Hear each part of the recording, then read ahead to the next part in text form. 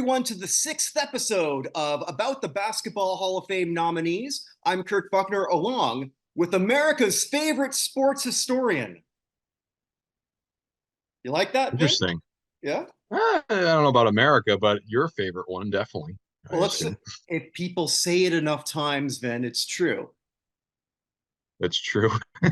So is Dallas Cowboys really America's team? Well, they said it enough times, so I guess it's true. So Well, say net that, worth, well, yeah. were you going to say enough times over and over again that Vinny Lospinuso is America's favorite sports historian? Well, if we just say it enough, hopefully. Madonna told people for years that she was the hottest woman on the planet. No, A she lot of never people say was. back then. I lived through it. A lot of people bought it, That's true. Yeah. and I think if you went head to head with anyone who claims to be a bigger historian than you might put them in their place. So I got my money on you, brother. Yeah, I'd assume so. If I mean, if there's a but sports Jeopardy, I'm betting the home on Vegas on you. thanks. I appreciate it. There you go. So we've taken it upon ourselves, since the Hoops Hall has not, where we're going to tell you a little bit more about why these people are nominated in the varying categories. And as always, we've got four people from different categories, and we're going to get right into it. So the first person, these are the four picks that I made. We've got Rollie Massimino, current member of the College Basketball Hall of Fame in 2013. Nice long career. Has a few things working against him, wouldn't you say?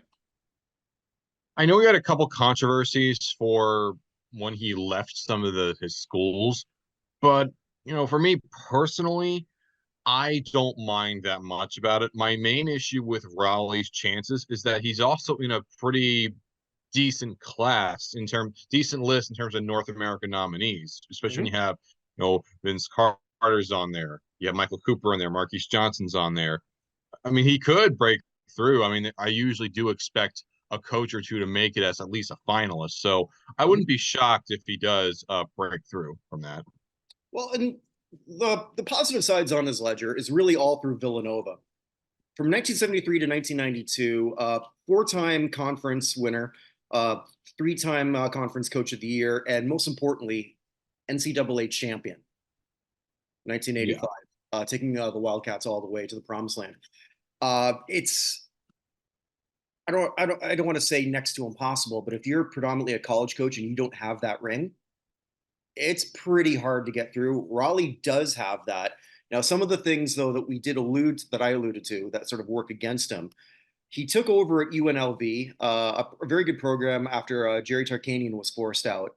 But he was forced out himself due to a scandal when it turned out he was basically cut a side deal to make more money than he was allowed to. Well, fortunately, he's already in the Hall of Fame, so you don't need to worry about Jerry.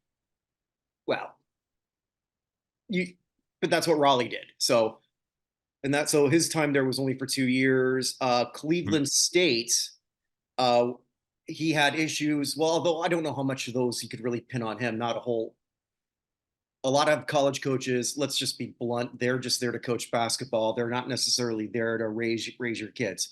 And Yeah. many of the Cleveland State players, well, seven from what I read, had issues with drugs or arrests. Yeah, that's not exactly the best sign, but who really, I don't really know if it's because Raleigh allowed it to happen, because I don't think so. I think he'd be against it, Well, he's not their but I dad, think, but still, yeah, it's under his yeah, watch, and the team wasn't good. yeah. I do think he was more hands off compared to others, but it being under his watch is not a good look in theory, at the very least, I'd say. Mhm. Yeah, so we see him then after Villanova constantly going down in terms of prestige. Now he did for many years. What's the school? Northwood, then would later be rechristened as Kaiser, a small school in Florida, where did very well, but Mhm. again, it still was a massive step down. I believe he won how many championships there? Seven. What do titles? you mean? Well, they never won the entire championship, but in terms of regular season Yeah, regular season. championships, Yeah. yeah, he won the Sun Conference 7 times. It's nothing Mhm. to sneeze at, and he won the No. tournament 3 times as well. Mhm. Right. So I mean, it's there. So, but there, this is a very interesting candidate. Again, 2013 College Basketball Hall of Famer. I don't know how much the voting body, because we don't even know who the voting body is, really takes this That's into good as mine. consideration. But I don't know that he would have my vote personally, just only because there's other people I have higher than him. That's the main thing too. Though I should say, in terms of coaches that have predominantly played, predominantly coached at Division 1 that are not in the Hall of Fame, in terms of non-active coaches, he does have the most amount of wins. Mhm. So it's not everything, but it's definitely something. And there are some instances in which they've put in Division 2 coaches. I don't know about Division 3 coaches yet, but usually the bar for Division 2 is very, very, very high for obvious reasons. It's Division 2, it's not Division 1. But Massimino was very dominant at both the Division 2 level, and of course, winning that championship at Villanova, Huge. that upset against Georgetown, Mhm. I'd say is the reason why he's here. No It's question. I Yeah, think that's the main and it reason. was full of upsets that whole run by Villanova. It maybe doesn't get sort of the historical legacy that it deserves, but either way, it's certainly very impressive. Yeah. I guess sticking in with sorry, go ahead. Yeah, I mean, he's in the Philadelphia Sports Hall of Fame. I don't know about the Pennsylvania Hall of Fame. I got to look into that Mhm. because Philly and PA have different bodies, but there is an Eastern Pennsylvania Hall. Mhm. He's in that at the very least, which makes sense as Villanova's in the Philly area. Mhm. Um, but yeah, so I'd say very at nothing else. He has that. He's not gonna be alive to see it. His family will, but I personally don't know if I'd have him in based on just the people that are in the list already. Right. Okay. So But if it's a bit weaker, I wouldn't have much of an issue, but I might decide others before him. okay. So actually, with a bit of a UNLV connection, we're going to Tim Grguich. I hope I'm pronouncing that right. I think so, yeah. Yeah, someone who's right up your alley because you love your assistant coaches. He first cut his teeth though, coaching his alma mater at Pitt from 75 to 80. Didn't have a great record there, only 69 and 70, but I guess maybe his true calling was becoming an assistant coach. So he was part of Tarkanian's assistant, like coaching staff for 12 years and does have a championship with the Running Rebels in 1990. It's more than just the championship for him for Grguich. Well, he was a phenomenal assistant. That's first off. But you need to also understand like what made him an assistant in the first place. Like, what was his value? Did he just Defense.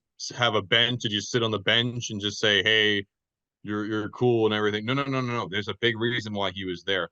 When he was at Pitt, um, Brian Webster, who was an assistant coach at the time, corrected something called the amoeba defense. And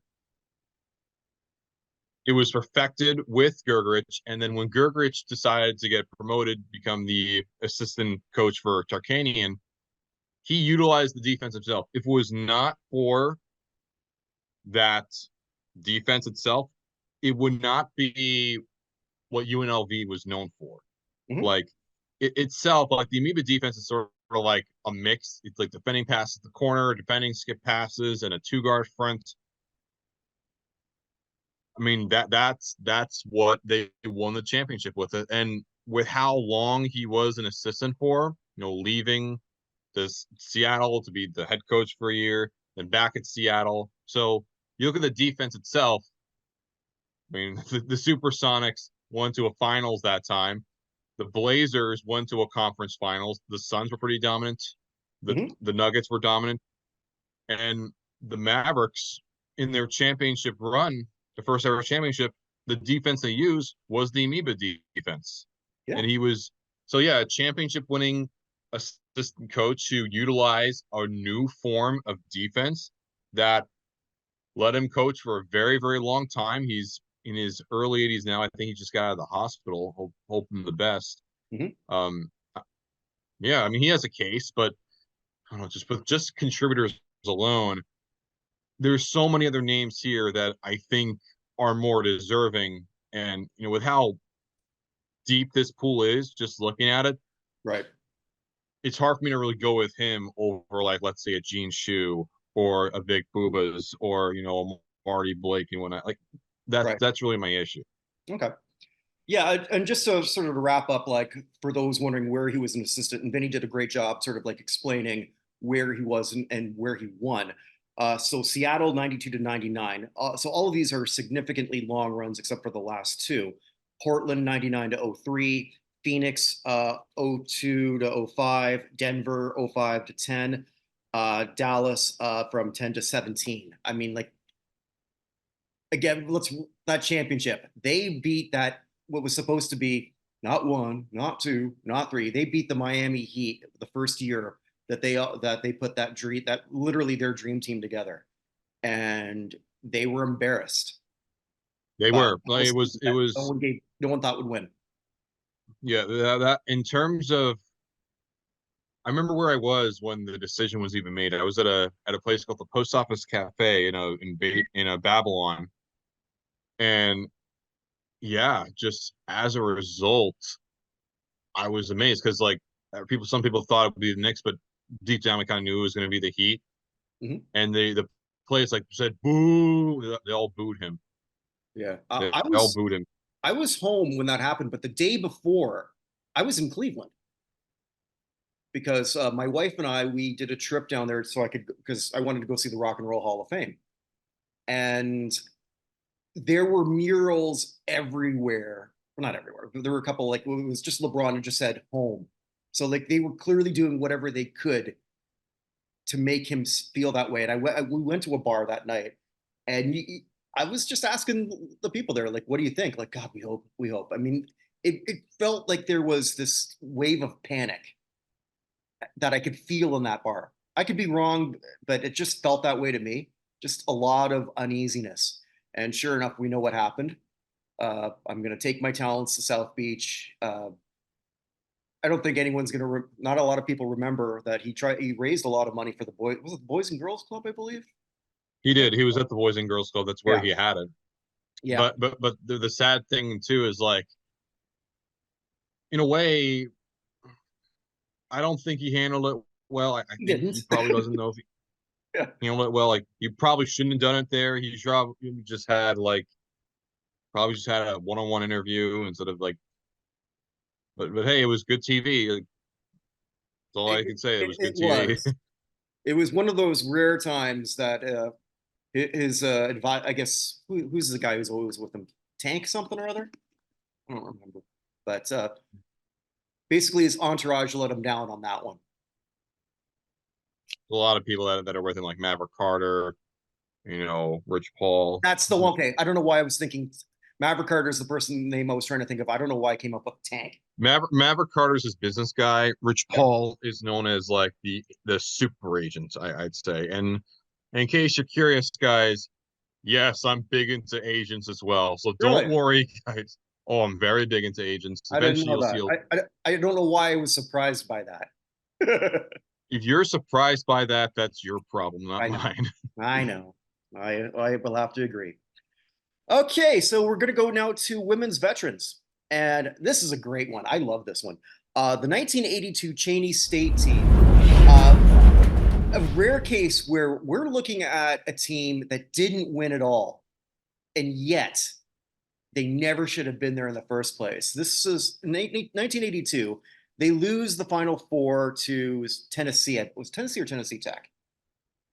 I believe it was Tennessee Tech because they were the first ones to win. Yeah, it was Tennessee Tech. Tennessee Tech. No, that's Tennessee Tech.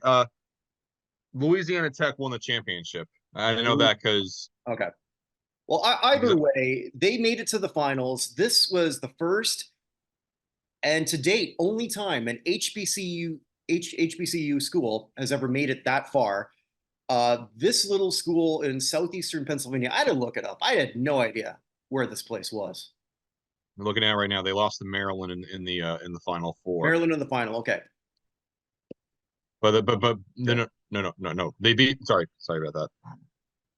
They beat Maryland, but they were in the national championship. Yeah, we're in the national championship game. And they lost 76-62 against Louisiana Tech. And by the way, in case those people don't know, Louisiana Tech, the Lady Texters, like them alone, they're pretty historically significant because if I recall, I think that was the first ever women's tournament. Yeah, it was the first ever women's tournament, and that was pretty revolutionary too for Sonia Haag's team. Like, that's someone I would love to see make the Hall of Fame one day as a contributor.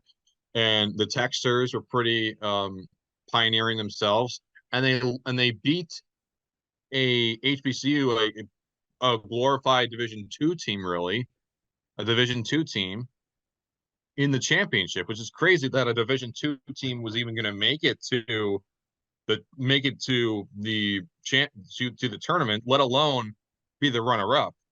That's incredible. Yeah. Coached by a legend herself, C. Vivian Stringer. Yeah, Vivian Stringer. She's one of the greats. That's a fact. Also, to making history, there still hasn't been a whole lot of this since. That team, not only were they all black, the coaching staff all black, all female. I mean, Yep. we've got a lot of first. There is a great documentary on them that ESPN did that I encourage a lot of people to go watch. I did.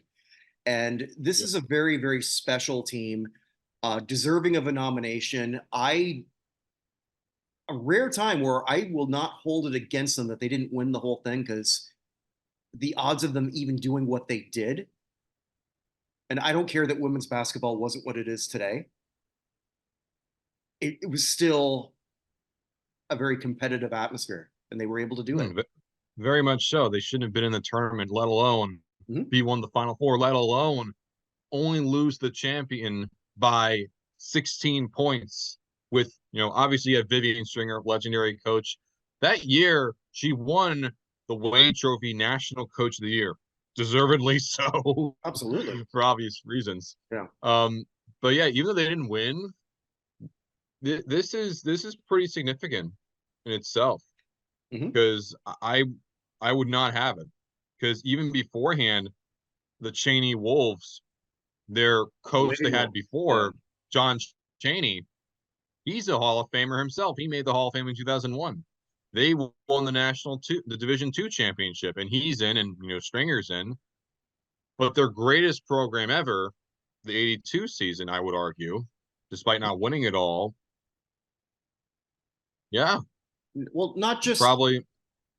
Well, I was just going to say, not just their greatest program ever, the greatest HBCU team ever. Easily, no question. Greatest HBCU basketball team, no question in my mind. And basketball, I don't even know if they still even have basketball anymore. If I recall, I was going to ask you that because I couldn't find too much about their program at all after this. Yeah, I'm looking at right now. Like, the women's sports include basketball, cheerleading, and volleyball, but the only men's sport is just basketball. Like, they have basketball there, but it's not even close. It's not even a skeleton. It's just ashes that you get at the crematorium at this point. They're not the same. They're not the same in terms of athletic school, because they really downplayed that over the years. But at this point, they're not even Division I, and they're definitely not Division II. They're barely even Division III now. So they're not the same program, but at the same time, no one could ever take away their 1982 Final Four run. And even if it were to be vacated, which it won't be, but if it was, it still happened. So you kind of can't do it like a little Men in Black and make people forget. You can't do that. Yeah, I don't think people generally do whenever things get vacated. No, nor should they. It's just stupid. Reggie Bush is still the Heisman Trophy winner, as far as I'm concerned. Well, he is. Like, it's not like they gave it to someone else. You know what I mean? All righty. So we're going to close off by going downtown. It's downtown Freddie Brown. Man, a bit ahead of his time in terms of shooting the three.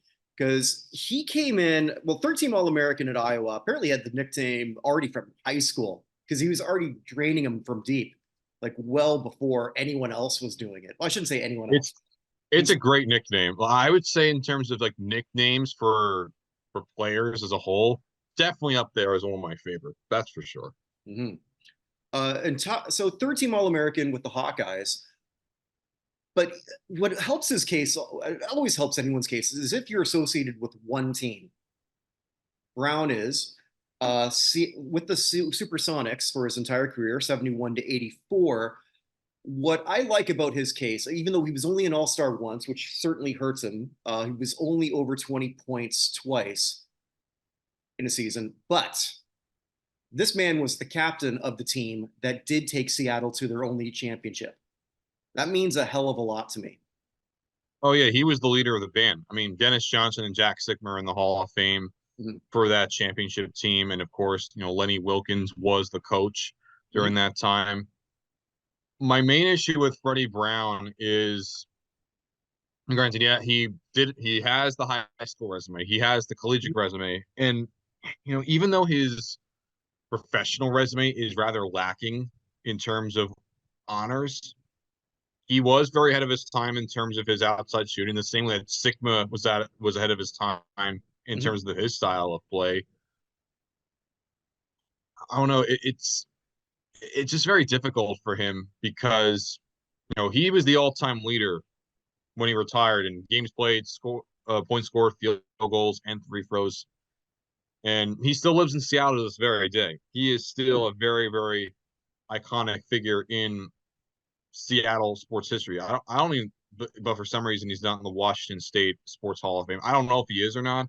I Mhm. don't think he is, which is weird because he really should be. But yeah, Seattle did honor him while the team was still there, retired his number. So he's one of the few that have that. When they did open up the 3 points in 79-80, he is the first 3 point percentage shooting champion. What was it?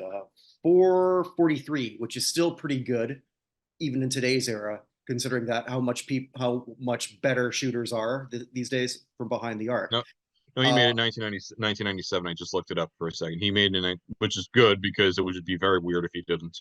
yeah. Uh, Interestingly enough, I looked this up before we went on. No player who has ever led the league in 3 point shooting percentage has ever made the Hall of Fame. So, Yeah, interesting little that's factoid for you.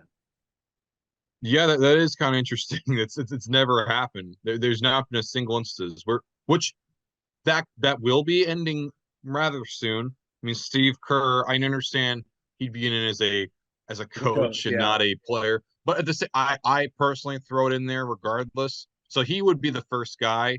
Bruce Bowen, a guy that I do want to see make it. Mhm. Um, he's on there in terms of 3-point field goal percentage. I mean, Corver led it 4 times, but he's not. He's more of a role player, if anything. You're not going to make a case for Jason Capono. He's as much of a chance as like I don't know. He has much of a case as like Jim Less or someone like that. Maybe there's not really much there, but he was very ahead of its time. It's when the 3-point field goal percentage. It's when it started. If he played in the ABA, maybe he could have. Maybe he would have a bit of a better case. Possibly, because then they would be able to track that. But again, though, I mean, like you're a legend in Seattle. The Hall of Fame is probably going to forever elude downtown, but that's okay considering what he's accomplished. And when you're an icon of a city, that's pretty goddamn good life, don't you think?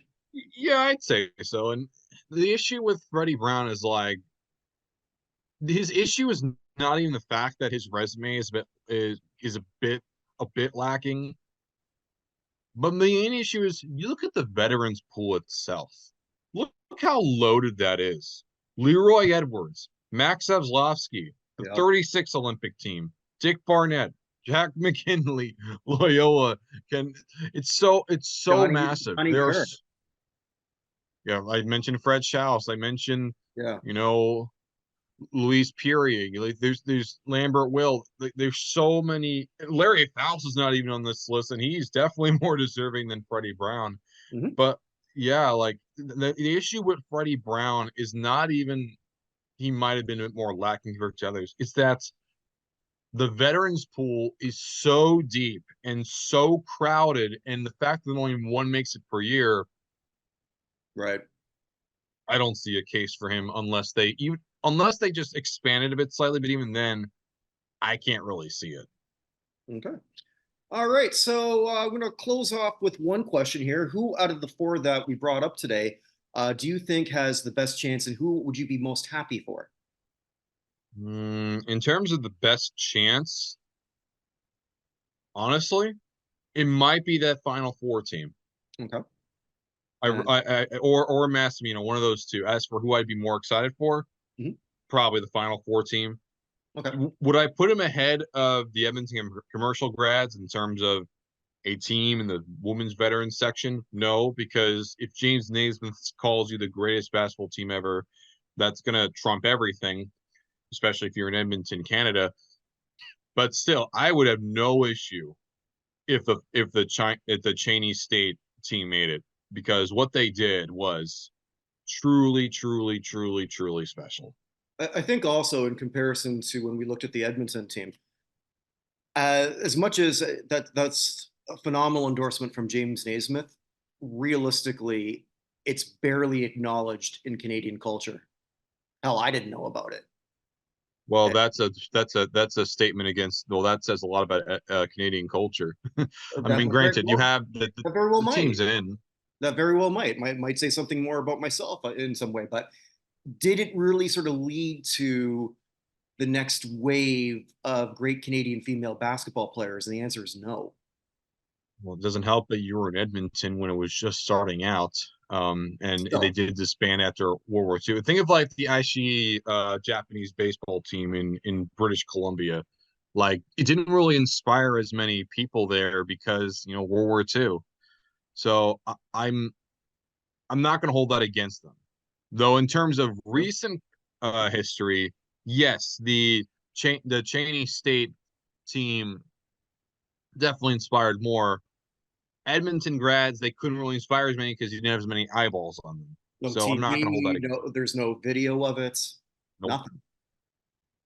Well, like Nope. literally nothing. So with that, just if you like what you see here, check out Vinny's other show where Vinny makes Hall of Fame cases for lots of different people. We just recorded a few recently, so check those out. Those are on Ox Emerson. God, I'm blanking on the other two. Roman Gabriel and who was our third? Jim Marshall. Jim Marshall. Thank you. So we just did those recently. There's other shows here in the Buchner verse. I'm recording another one tonight of how the hell was this a hit? Remember the crash test dummies? Yes, Vinny and Larry.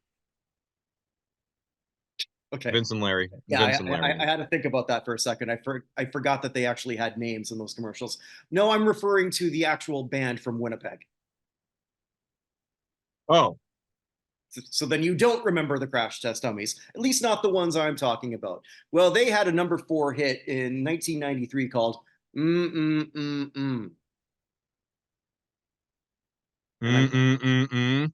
yeah, and I'm gonna rip that apart tonight because I hate it. Sounds bad. It's it's you either love it or you hate it. I'm on the hate it side. Well, I would not know about them in America. Are they like that Canadian Well, band or something? they're a Canadian band, but no, but they went number four in the United States. They did break through, so Oh, because they were successful in the U.S. But at a time before were you even born yet? Well, even if you were, it would be a time that you wouldn't have paid attention.